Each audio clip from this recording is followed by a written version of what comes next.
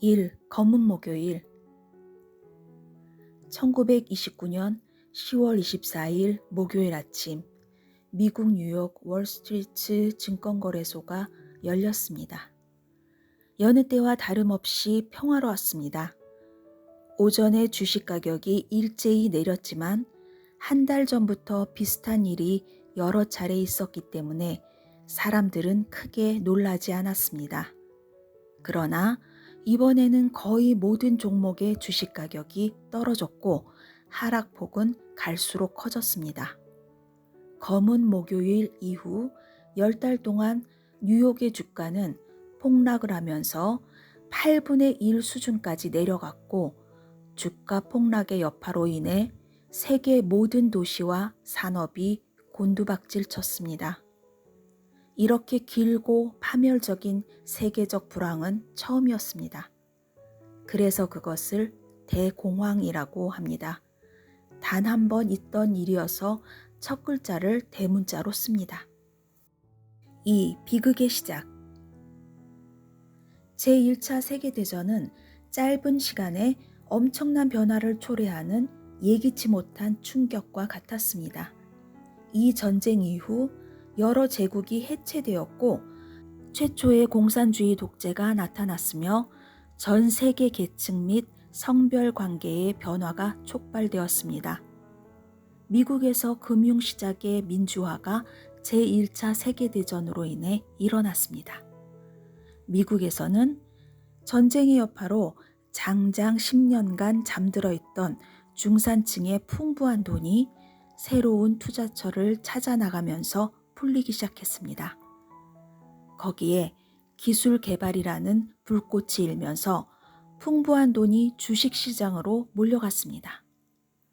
미국은 1917년 4월에 제1차 세계대전에 참전했고, 전쟁의 승리를 위해서는 빨리 군대를 조직하고 정부에 필요한 자금을 빨리 조달해야 한다고 믿었습니다. 1916년 19억 달러이던 전쟁 자금 지출은 1917년 127억 달러로 증가했고 1918년에는 185억 달러로 증가했습니다. 이것은 세금으로 충당할 수 있는 양이 아니었습니다. 결국 우드로 윌슨 행정부는 미국 국민들에게 막대한 양의 국채를 팔아야겠다고 생각하고 화려한 마케팅 캠페인을 펼쳤습니다. 채권의 명칭부터 자유채권으로 붙여 미국 국민들의 애국심을 자극했습니다. 얼마 전 설립된 미국 연방준비은행은 자유채권을 담보로 받기 시작했고, 금융기관들이 채권을 보유할 경우 좋은 이점들을 제공했습니다. 투자자들은 각자 거주하는 지역의 금융기관에서 채권을 살 수 있게 되었고, 금융기관은 채권 유통망 역할을 했습니다. 많은 기관들이 투자자들에게 신용으로도 채권을 살 수 있게 했습니다. 첫 번째 자유채권에 이어서 4개의 채권이 추가로 발행되었습니다. 청약자들이 엄청나게 모였습니다. 자기 예금에서 돈을 빼서 생애 최초로 증권에 투자해보는 미국인들이 크게 늘어났습니다. 미국 총 인구가 1억 명이 약간 넘던 당시 4번의 청약을 거치면서 이미 2,300만 명의 청약자를 끌어모았습니다. 이 청약자 집단에는 전례 없는 수의 노동자 계층과 중산층이 포함되어 있었습니다. 1920년대의 기록적인 미국 경제 성장률은 미국 예금자들이 투자할 수 있는 돈을 더욱 많이 창출해 주었습니다. 초반에는 상당 부분이 회사채로 흘러 들어갔습니다. 은행의 대출 한도가 엄격히 제한돼 있던 때에 대기업들은 이러한 회사채 수요를 기뻐했습니다. 하지만 채권 발행량보다 시장으로 들어오는 자본의 양이 많았고, 이런 현상은 회사채의 가격을 상승하게 만들어 투자자들의 관심을 줄어들게 했습니다. 사람들은 다른 대안을 찾기 시작했습니다. 대안 중 하나는 바로 주택 투자였습니다. 전쟁 중에는 주택 산업도 군수품을 위해 조정되느라 새 집이 거의 지어지지 않았고 그 결과로 신규 주택이 일시적으로 부족해졌습니다. 미국 전역의 주택 가격은 40%가량 올랐습니다. 시세 차익을 취하기 위해 땅 투기 거래량이 엄청나게 증가했으며 사기꾼들도 많았습니다. 또 다른 대한투자처는 외채였습니다. 제1차 세계대전이 끝나고 독일의 경제 재건과 전쟁 배상금을 지원해주기 위해 미국 투자자들에게 고금리로 채권을 팔았습니다. 대부분의 정치인과 은행가들의 예상과는 달리 채권은 15분 만에 다 팔렸고 발행될 때마다 청약자는 넘쳐났습니다. 하지만 외채 발행률이 1927년부터 떨어지기 시작하면서 채권만 취급하던 최대 투자은행 내셔널시티가 주식을 발행하기 시작하였고 마케팅이 갑작스럽게 주식시장으로 집중되었습니다. 1922년부터 1929년까지 연평균 4.7%씩 GDP가 올랐고 경제는 호황을 누렸습니다. 높은 경제 성장률은 기술 혁신, 전기 생산과 상품의 대량 생산에 크게 기여했습니다. 투자자들은 연구 개발에 많은 비용이 들어가는 기업의 투자를 아끼지 않았고 혁신 기업의 주식은 특히 높은 가격에 거래되었습니다. 1928년 2월에 미국 연방준비은행은 가격이 너무 인상되면 투기꾼들이 몰려들 수 있기에 주식시장을 약화시키고자 했습니다. 그에 대한 조치로 금리를 높였으나 해외에서 자국보다 높은 수익률을 얻을 수 있는 미국 시장을 매력적으로 여겨 외채가 들어왔습니다. 대출은 금리가 상승했음에도 불구하고 수요가 크게 늘어났습니다. 기업들은 일제히 더욱 많은 주식을 발행했습니다. 주식의 수와 가격이 같이 증가했습니다. 1929년 5월 말부터 9월 말까지 거래량은 27.8% 올랐습니다. 언론들은 주가 상승세가 과하다는 입장과 이제 새로운 금융시대가 열리려는 신호라는 입장으로 양분되었습니다. 3. 이유를 알 수 없는 하락.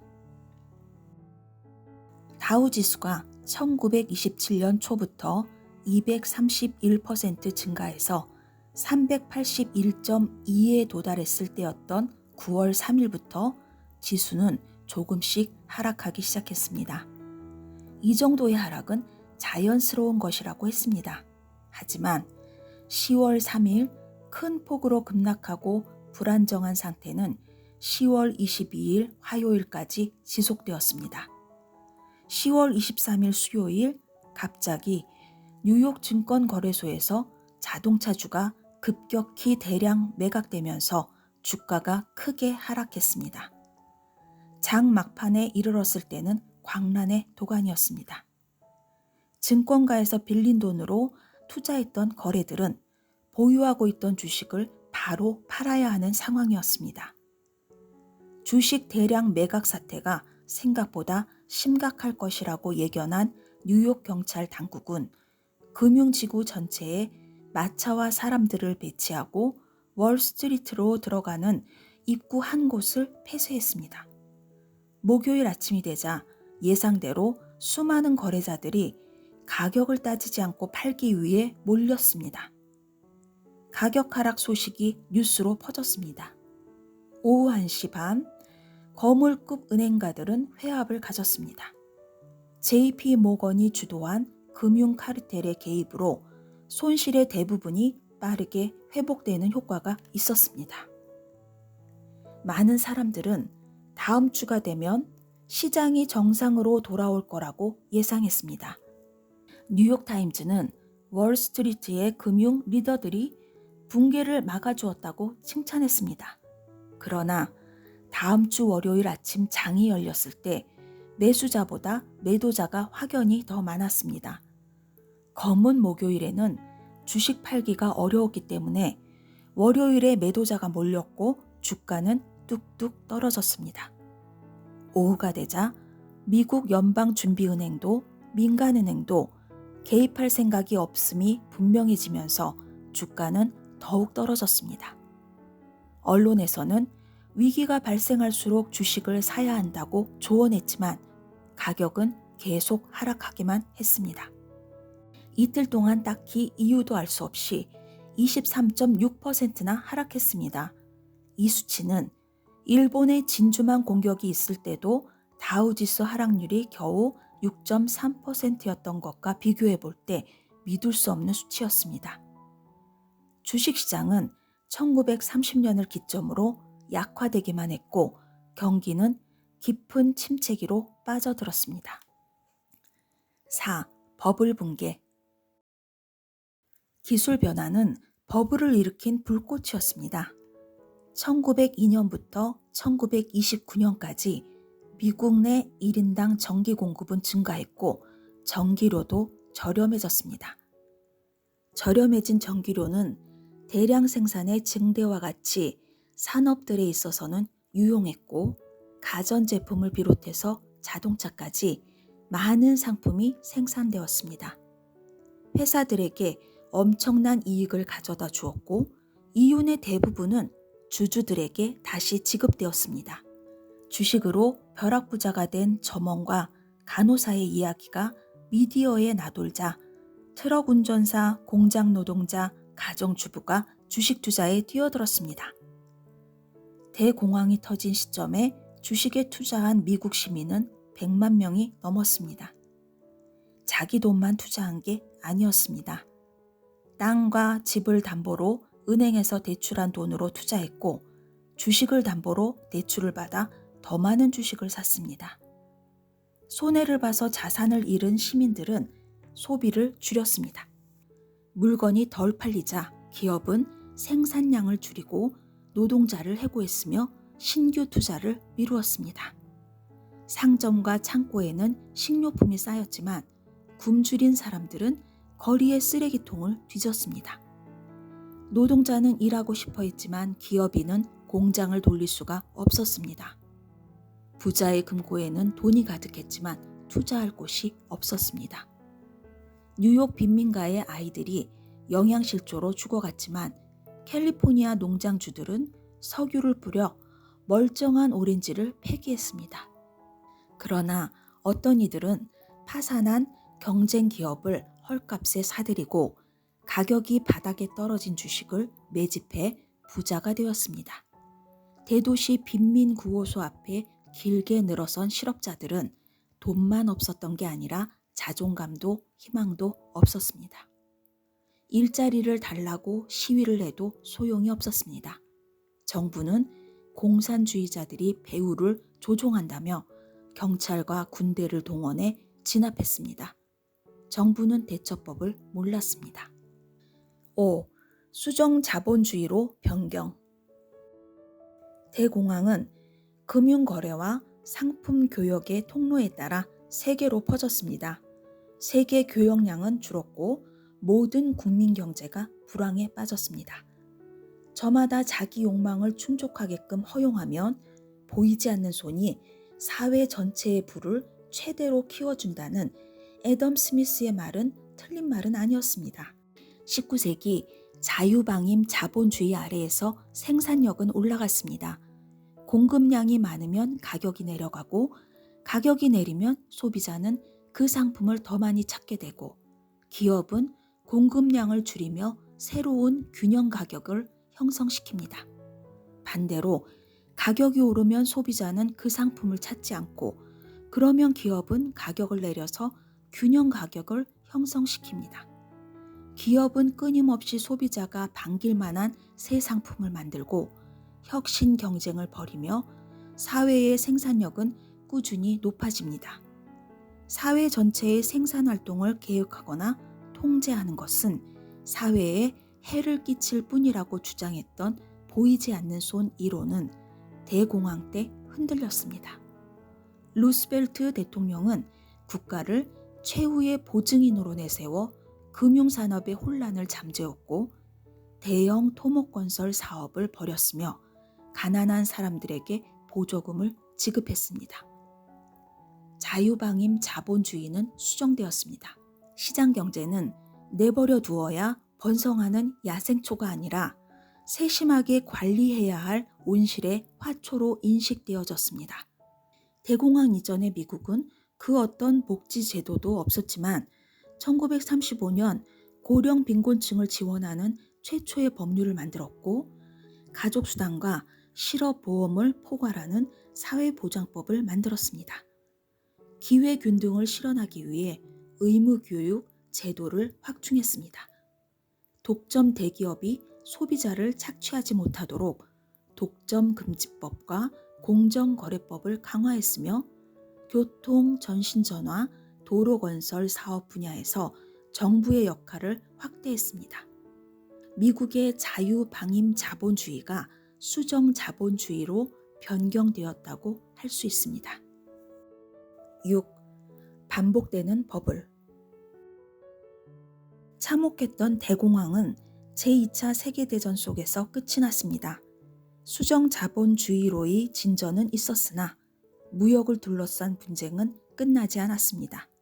자유무역이라고는 하지만 강자와 약자가 존재하고 산업기술이 뒤처진 나라는 저부가가치 소비재만 생산하며 고부가가치 첨단 산업을 갖춘 선진국에 종속되기도 합니다. 주기적으로 찾아드는 불황과 승자 독식으로 흐르는 양극화 현상에서 보듯이 인간은 자본주의 경제 시스템을 임으로 통제하지 못합니다. 대공황은 사람들이 더 많은 상품의 생산에 열광하고 물질적 부의 축적을 최고의 선으로 여기던 시대에 덮쳤습니다. 대공황 이전에도 300년에 걸친 거대한 호황과 폭락의 시대는 반복되어 왔습니다. 대공황 이후에도 일본의 경우처럼 거품이 부풀려지고 그 거품은 다시 경제 발전의 발목을 잡는 경우가 있었습니다.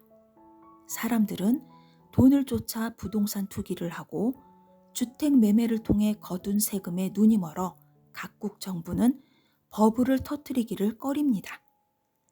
집값이 계속 오를 것처럼 파티를 벌이고 돈이 없는 개인들도 대출을 받아 집을 사들입니다. 2007년부터 세계적 금융위기를 일으킨 서브프라임 모기지 사태는 미국에서 부동산 거품이 꺼진 후 발생한 부동산 가격의 급락으로 인해 촉발되었습니다. 빨리 부유해지는 투자란 없습니다. 버블에 올라타는 게 성공하려면 정점 부근에서 매도에 성공해야 하는데 시장이란 게 시간 맞추기가 너무 어렵습니다. 또한 자본금이 엄청나게 많지 않은 이상 버블을 이용해 큰 돈을 버는 것 또한 어렵습니다. 과거의 버블들을 통해 앞으로 우리에게 올 버블을 찾아서 피할 수 있는 유익한 방법이 있을까요? 주택 버블과 주식 버블을 알아볼 수 있는 통찰력이 우리에게 없다면 한 발 물러나 끝날 때까지 기다리십시오. 금융과 경제 지식만 중요한 것이 아니라 사회, 심리, 정치, 과학에 대해서 이해할 필요가 있습니다. 그리고 항상 역사를 돌아봐야 합니다. 1. 역사를 되돌아봤을 때 주기적으로 불황은 있어 왔고 인간은 자본주의 경제 시스템을 통제하지 못합니다. 2. 사람들의 욕망과 탐욕은 멈춘 적이 없었고 그 끝엔 대공황과 같은 경제의 붕괴가 있었습니다. 3. 몇 년 있으면 대공황이 일어난 지 100년이 되는 해가 돌아옵니다. 역사를 자세히 들여다보는 이유는 그 역사와 유사한 일들이 틀림없이 반복되기 때문입니다. 역사를 봄으로써 통찰력을 키워야 합니다. 함께 해주셔서 감사합니다. 구독, 가입, 좋아요 누르시면 저와 함께 행복해지실 거예요.